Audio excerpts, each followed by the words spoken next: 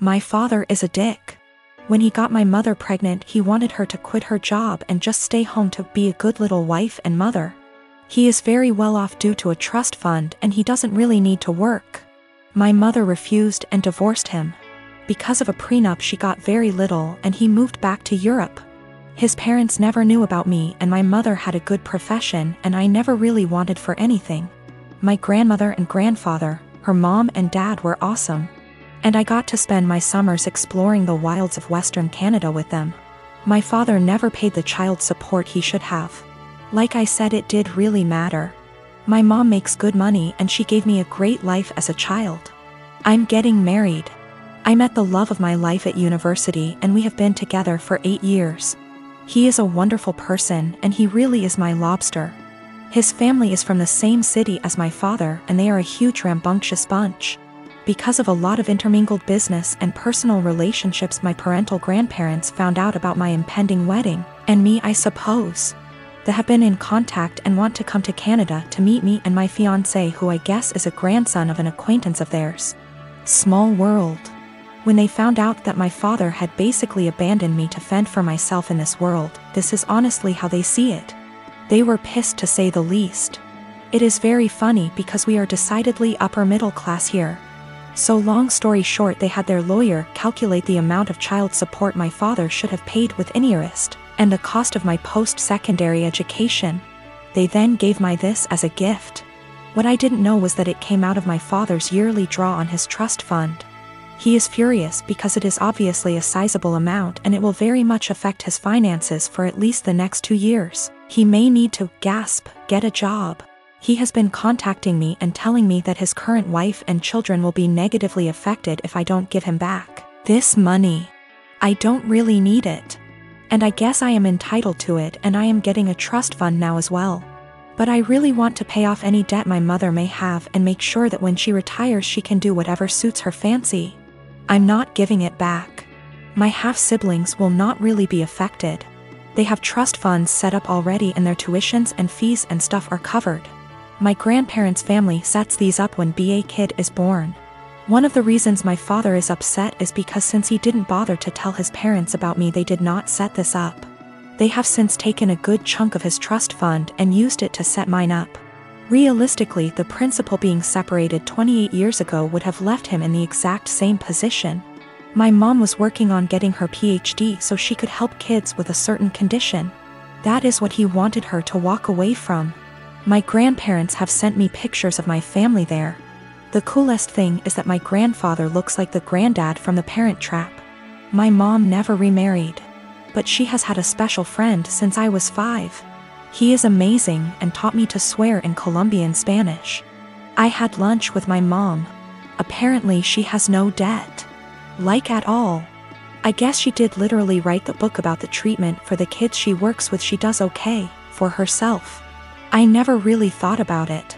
We decided that what would be best is to set up a scholarship for people who want to go into her field of study. Since I am now a trustafarian, I can afford to do this. I am, however, going to book her and her friend a trip for after my wedding. And I am going to go pay off my car. My half-brother has posted about this. He has a slightly different viewpoint than myself. He is not in any way coming after myself or my mother. He is a young man who is disillusioned with his father. My sister and I lost our dad a year ago. He was my only parent. Mom was never in mine or my sister's life. Dad left money, inheritance, for me and sister, and she used her inheritance to get new cars and renovate her house. I live with my aunt right now cause my brother-in-law didn't let me stay with my sister. I'm planning on using my inheritance money to pay for college tuition. I've always wanted to be doctor but haven't decided which branch yet. My sister and I haven't been close. It started after she got married to her chronically ill husband, who was allowed to make backhanded comments about dad and mock his illness, and make a scene at his funeral. Only because he's ill and shouldn't be held accountable for his behavior. I've distanced myself, but my sister kept visiting a lot lately, venting about my brother-in-law's condition. He's been in and out the hospital for heart problems and in need for a surgery. She brought up my inheritance money several times, but I end up cutting the conversation. She then straight up asked if I could help pay for her husband's surgery and she'd pay back in less than a year. I felt uneasy cause if I give her money from my inheritance, which is a large amount, then there's no guarantee she'll pay back before it's time to apply for college. I'm taking a year gap, but I know my sister can't pay back that much and I felt I was risking my future. I refused to help and she had a meltdown at my aunt's house calling me heartless, cruel with no empathy. She said that her husband's health should be a priority and I needed to help because education is nothing compared to someone's health, and asked if I'd be happy to see her as a widow and my nephew with no father. My aunt suggested others pay, but most of them cut my sister and her husband off. I argued that her husband's poor health isn't my fault after she kept blaming and guilt-tripping me. She kept crying, and although my aunt decided to stay out of it, she said that I should be prepared for permanent damage in my relationship with my sister if I don't help her now. She's been sending texts and pictures of her family telling me this is what I was saying no to. A happy, healthy family with a healthy husband and father. I cried and felt like I was being selfish, not good aunt and sister. I asked my friend and he said let them sell the cars and all the luxurious stuff they bought to afford the surgery, and warned me, if I give them money I'll never get it back and may not be able to go to medical school. In January of 2019, my husband was diagnosed with a brain tumor. It was in a completely inoperable part of the brain, and was told me had 6 months to live. He stuck it out and died in October, 3 months longer than he was expected to. He was always positive, and decided a few weeks after his diagnosis that he would write letters for our daughters for significant events in their lives. My husband was my soulmate, and the past few months have been difficult knowing I've lost him. We have 2 daughters, Mia who is 21 and Imogen, Imi, who is 19. All 3 of us have become a lot closer since their dad's death, and we've all really struggled. My husband and I were together since we were children. Got married when we were 18 and we were approaching our 20th wedding anniversary when he passed. In February of this year, Mia got married to a boy she's been with for about 6 years. I absolutely love her husband and he's been incredibly supportive during all of our grief. My husband wrote a letter for Mia to open on her wedding day. It's worth noting that my daughters were unaware of these letters. It was my job to give them to our daughters. Her wedding day comes around and I just can't bring myself to give her the letter. I read it and just wanted to keep it to myself. I had his handwriting and his words and it felt like he was there, and I couldn't bear the thought of giving that up yet. I was fully intending on giving her all the other letters as the events happened. Last week Mia and her husband bought their first home together. They'd been living at our home since they got married, and so had a lot of stuff to pack and move to their new house. Mia asked me where her important documents were, passport, birth certificate, etc.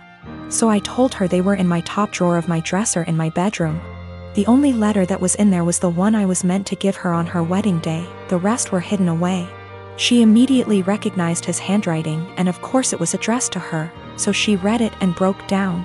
She came and found me and started screaming at me, asking how I could be so selfish. I didn't really know what to say apart from the fact that I wanted to keep it and she could take a picture of it. Both my daughters called me an asshole and are convinced I'm keeping them from a load of their dad's stuff. I am a 32 years old female and getting married to my fiancé, a 41 male, next year. After we got engaged, I suggested it might be nice if I asked my fiancé's niece, who's 15, if she wanted to be a bridesmaid too. I've only met her a couple of times, so we're not close. But she seemed like a cool kid, and I thought it might be a nice way for us to bond / get to know each other / involve her in the wedding. She's the only niece / nephew on either side of the family.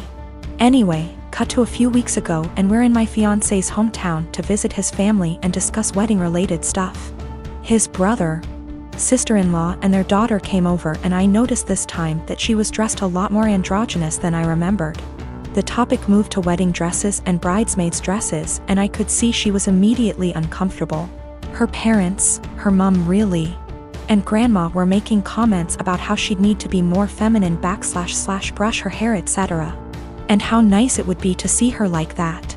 I'll be honest and say this hit a nerve with me, as I was very much a tomboy as a teenager, even though I'm not anymore.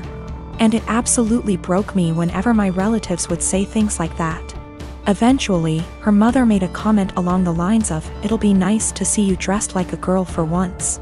And she looked really sad / embarrassed / upset.